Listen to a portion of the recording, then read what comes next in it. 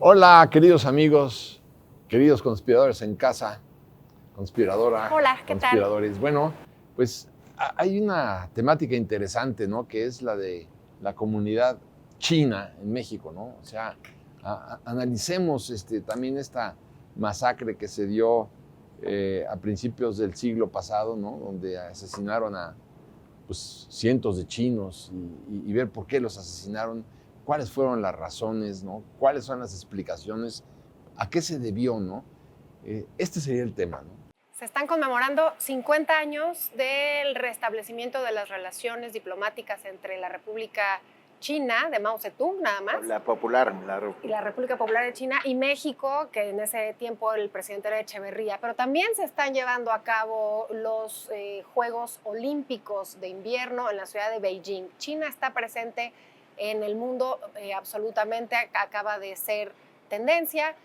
¿Por qué México tiene tanta influencia de los chinos? No nada más por esa nao de China que llegó durante 250 años a Puerto de Acapulco, que traía todo lo de Oriente, no nada más de China.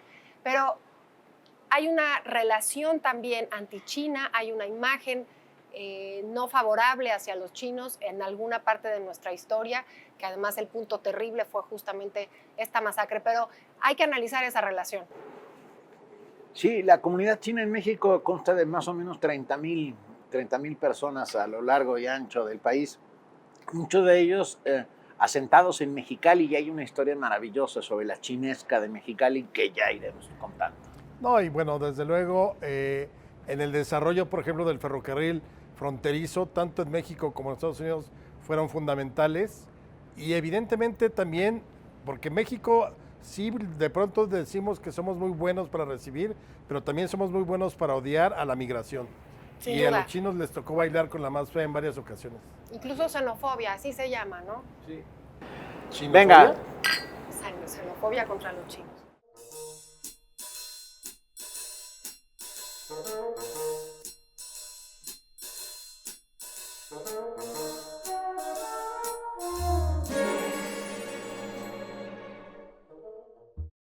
Bueno, es cierto, en realidad el gran comercio de México con Asia comienza cuando la nao de China llega al puerto de Acapulco y bueno, era el gran atractivo, no solamente para los acapulqueños, sino que se volcaba no medio país, pero mucha gente iba a ver lo que traía la nao de China, que también se llevaba pues, productos para allá, digo, y gracias también a que se descubre esta corriente maravillosa en el Océano Pacífico, que permitía que los barcos ya llegaran a las costas mexicanas, porque antes llegaban los barcos, sí, pero ya con puros cadáveres, antes de que se descubriera esta corriente tan importante del Océano Pacífico. Pero bueno, ahí empieza. También tenemos luego la China poblana, que la China poblana pues también es... Pero no era ni China ni poblana. Claro. El punto es ese. A ver, la nao de China no quiere decir que llegaban a los puertos chinos. A donde más llegaba la nao de China eran a los territorios españoles en ese lugar del mundo, que era prácticamente Manila. Manila, Filipinas. El galeón de Manila. El galeón de Manila. Entonces ya como para globalizar y decir, todo venía de China. Es más, primero llegaron los japoneses a la Nueva España a principios del siglo XVII, por ahí de 1609, 1612, con la embajada de Hasekura que venía de paso para llegar a Europa. Que venían algunos samuráis venían ahí. No, venían samuráis. Sí, claro, venían. Ahora, la fascinación que da todo lo chinesco, porque hasta tiene ese adjetivo. Que místico oriente. Místico, y además la seda y la porcelana, marfil, especias, todo lo que provenía, digamos, de Oriente, le llamamos aquí lo chinesco y nos encantó. Y realmente lo fundimos en esta cultura virreinal, en este sincretismo cultural, y está metido en nuestro ADN, digámoslo así. El problema con esta, yo planteaba en un principio, es esta idea antichino que se da a partir del siglo XIX, principios del siglo XX. La inmigración de los chinos a finales del XIX fue por cuestiones climáticas, por cuestiones de hambrunas, y llegan a los Estados Unidos también atraídos por por la fiebre del oro, ¿no? En 1850 a California.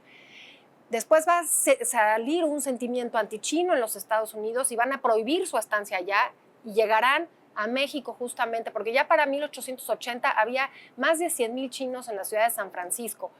Finalmente llegan al Porfiriato y serán esos jornaleros que además son austeros, trabajadores, ahorradores, y ahí empezará el problema con los trabajadores. Y solidarios entre ellos. Y empezará el problema con estos trabajadores mexicanos que estaban haciendo el ferrocarril o trabajaban, por ejemplo, en Mexicali, que tú decías, el río Colorado es el que baña el valle de Mexicali y se funda una de las compañías algodoneras más prósperas, que es lo que hace el boom, digamos, de estos jornaleros. Los chinos fundan Mexicali. Sí, y son estos mismos chinos los que construyen todas las vías férreas del sur de los Estados Unidos.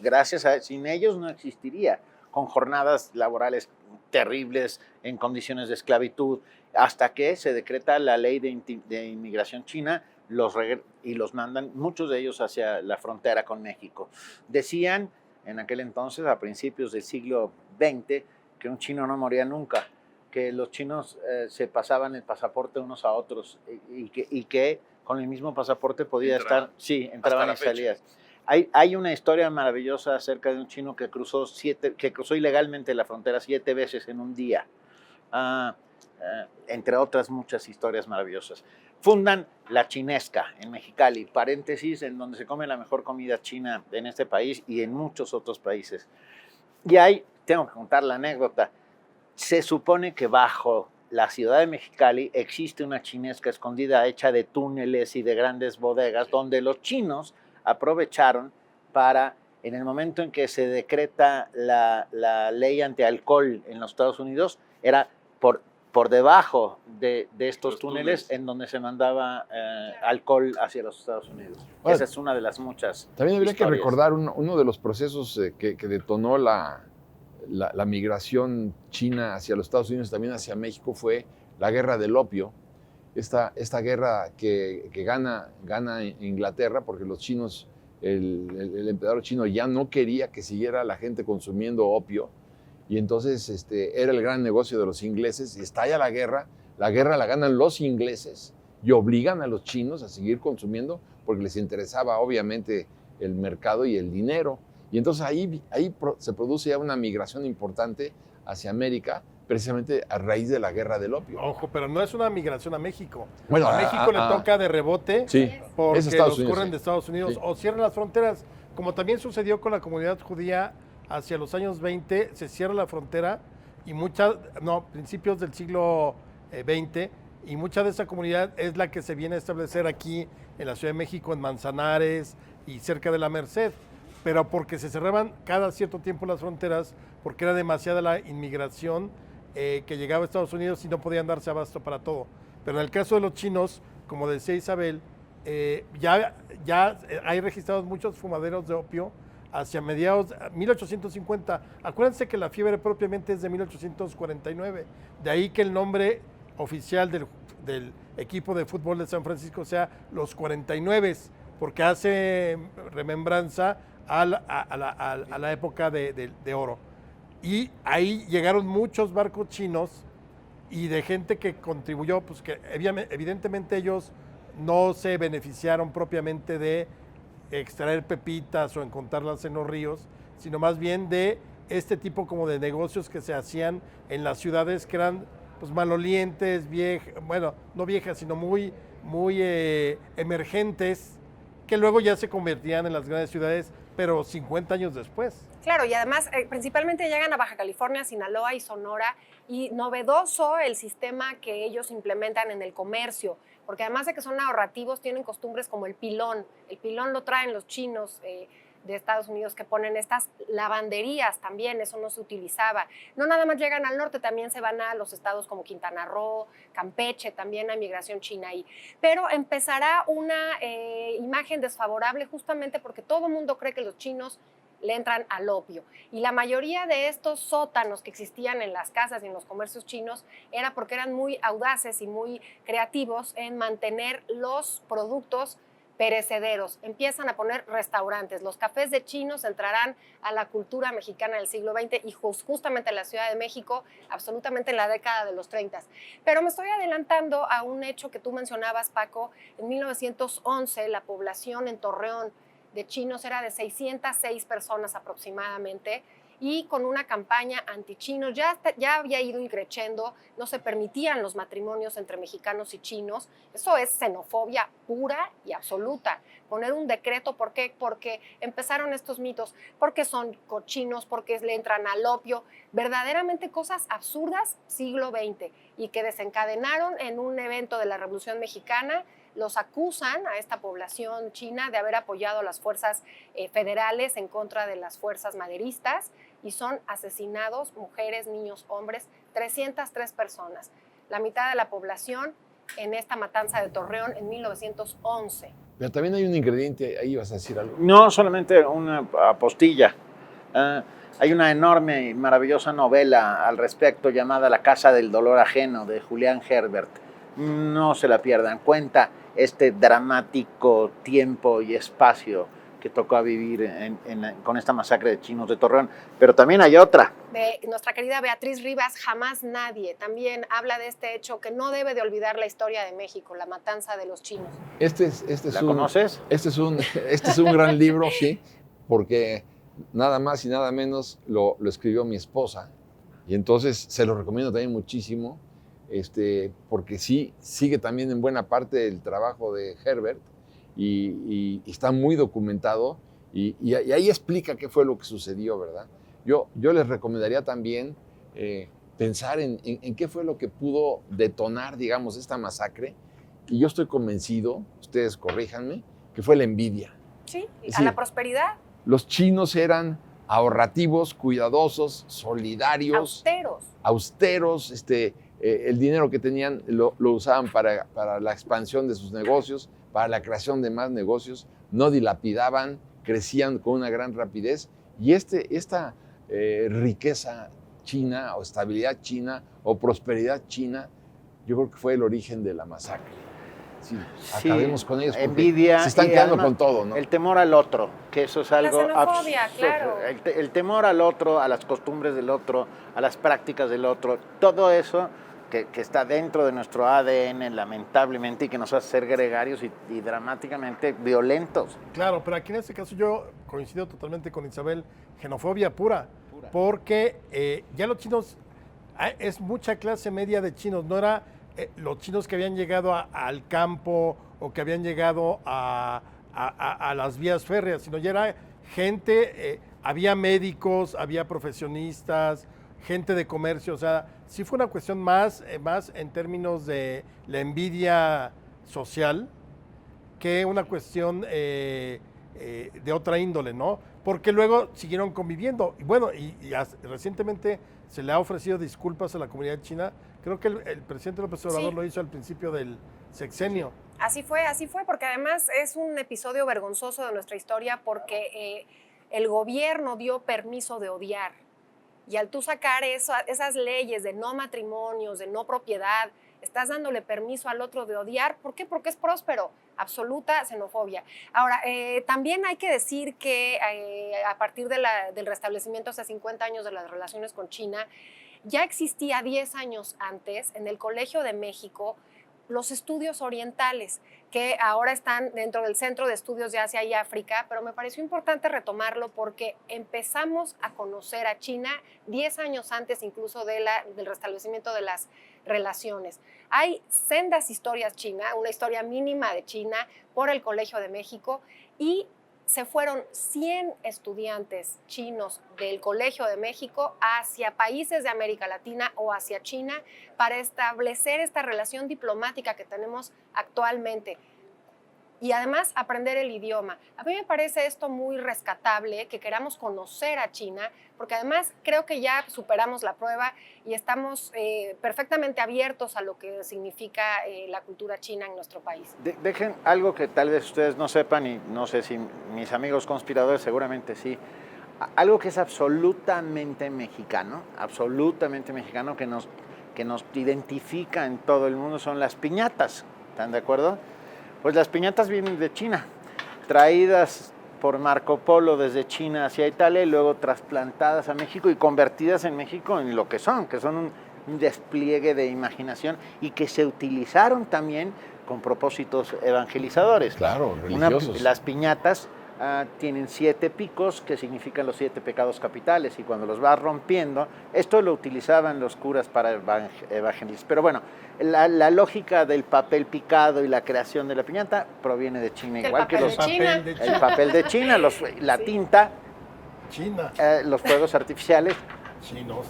Ahora, lo que también vale la pena subrayar es que antes, por ejemplo, yo diría a principios del siglo XX, pues el idioma dominante era el alemán, tenías que hablar alemán, los filósofos alemanes acaparaban la atención, después se cambió al inglés, y ahora yo creo que el futuro es, perdón, pero yo creo que es aprender chino para las nuevas generaciones, que aprendan chino porque pues se están apropiando del mundo. Digo, ya ves que están diciendo que para el 2050 pues va a ser que son 30 años en la historia de un país, en la historia del mundo son nada, pues van a ser los amos del mundo.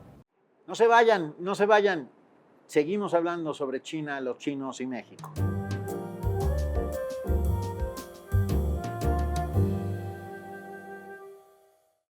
Oye, pero nuestro hashtag es...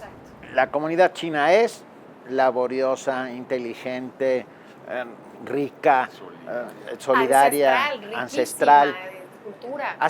Tenemos en la Ciudad de México un barrio chino chiquitito que está en este momento, acérquense porque la celebración dura todo el año nuevo chino, que es el año del tigre. Tigre de agua. Tigre de agua, que es muy importante. Yo soy rata. Oye, sí, lo sabemos. Tú eres perro infiel. Perro café. Perro café. Oye, pero fíjate que Vasconcelos decía que una de sus comidas favoritas era la comida china porque él tenía la sensación de que llevaba miles de años en preparación. Qué bonito. Qué bonito. Eso lo mencionó. Y además esa riqueza... por fin algo bueno que decir de Vasconcelos.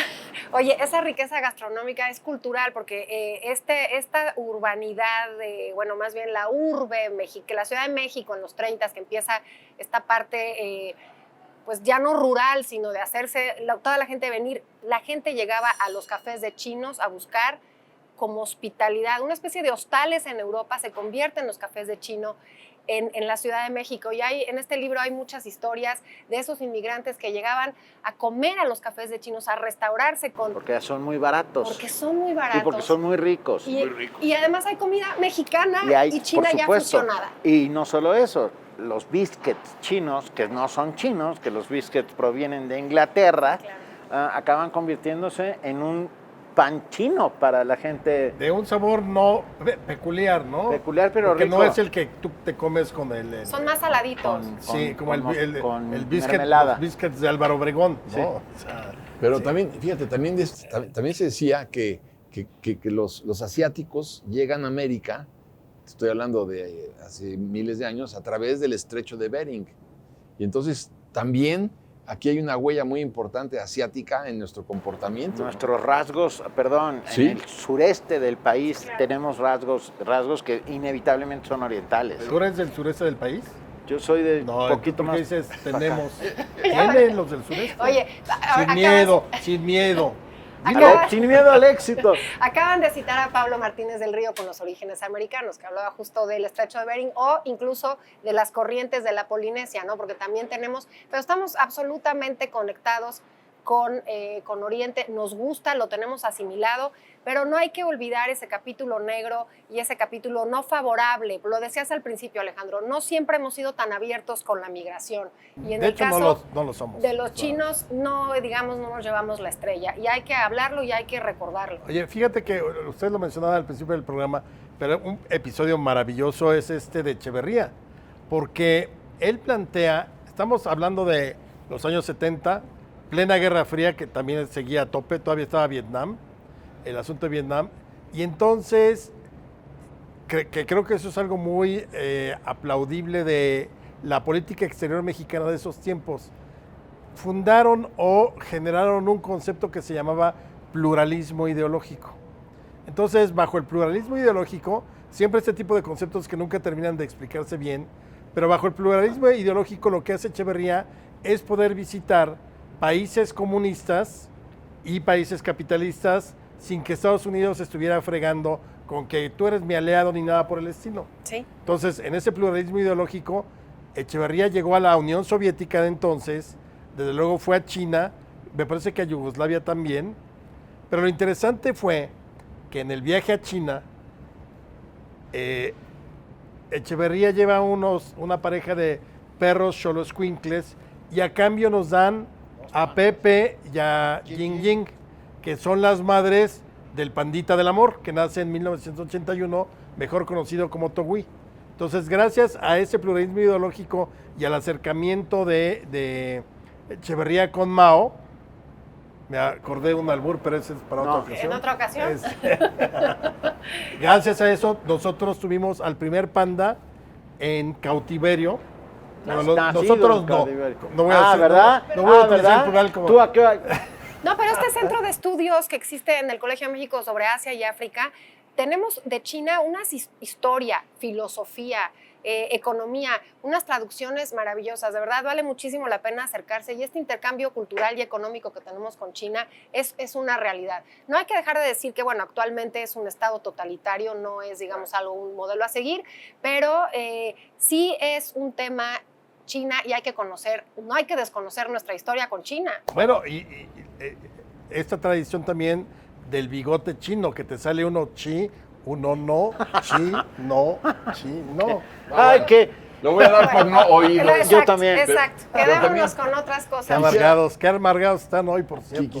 Quisiera subrayar algo, que sí es cierto lo que dices, es un estado totalitario, pero sin embargo, y no porque yo esté de acuerdo con un estado totalitario, pero rescataron a 400 millones de chinos de la pobreza, o sea, en los últimos 20 años. Hay que ver, pues nada más date una vuelta por Shanghái, bueno, y no sé cuántas ciudades chinas, todas las que tú quieras. Bueno, y creo que es un éxito tremendo, el éxito económico les ha funcionado muy bien. No sé por cuánto tiempo, pero la realidad, 400 millones, rescatar a 400 millones. Son muchos chinos, o sea que les irá bien por mucho tiempo. Por mucho tiempo. Yo necesito recomendar otra novela que les va a encantar, una novela de aventuras que sucede en la chinesca de Mexicali a principios del siglo XX, que se llama Ojos de Lagarto, de nuestro queridísimo amigo Bernardo Fernández Beff.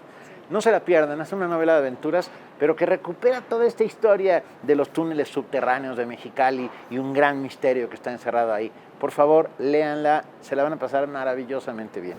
Yo sí creo en la apertura migratoria, hay que analizarlo con detenimiento, ¿no? Pero yo creo que si algo fortaleció la expansión económica de los Estados Unidos fue precisamente la apertura migratoria en todos lados. Yo me acuerdo un día haber platicado con un taxista en Nueva York y le dije, pues le decía yo, es que ustedes nos arrebataron la mitad del territorio nacional. Y me dijo, mire, mi padre es polaco, llegó a Estados Unidos en 1905 y no sé de lo que me está hablando. Entonces, pues, ¿qué le iba a importar? Claro, ¿no? Pero seguramente a los de hoy tampoco les importa. Bueno, pero curiosamente, eso no lo dije el otro día, pero supuestamente todo Estados Unidos tendría que estar lleno de monumentos al presidente Polk, lleno de calles a nombre del presidente Polk, y no es cierto. Esto siempre me ha llamado poderosamente la atención. Tienes un monumento enorme estoy cambiando el tema, ¿no? A Jefferson, a Washington, a Lincoln, pero no hay un monumento así de importante a Polk. Pero eso es otro rollo, digo, ya lo entiendo, ¿no? Pero sí, lo importante es ver la apertura, porque esta migración china, de haber prosperado, nos hubiera ayudado muchísimo. Lástima. Pero no prosperó en cierto modo, ¿no? Porque no solamente el gobierno de Porfirio Díaz, más bien, no solamente en 1911, porque fue 15 de mayo del 11, a punto de renunciar Porfirio Díaz 10 días después. Acaba de triunfar la Revolución Maderista, pero también hubo conatos de violencia en fechas posteriores y Plutarco Elías Calles en 17. No, y en el 30 los expulsan de Sonora. De hecho, hay una película maravillosa también del desierto. ¿Cómo los expulsan ahí en tiene Sonora? que ver, por ejemplo, Plutarco Elías Calles, que era el jefe máximo. Sí, o sea, claro. sí había una animadversión nunca se valoró realmente el asunto de lo que podían aportar haciendo crecer más grande. San Francisco tiene, yo creo que la comunidad china más grande del mundo. Sin duda. Y es una riqueza cultural que debemos acérquense a la cultura china, a la comida china, a los chinos. De verdad, vale muchísimo la pena. Bueno, salud por la cooperación.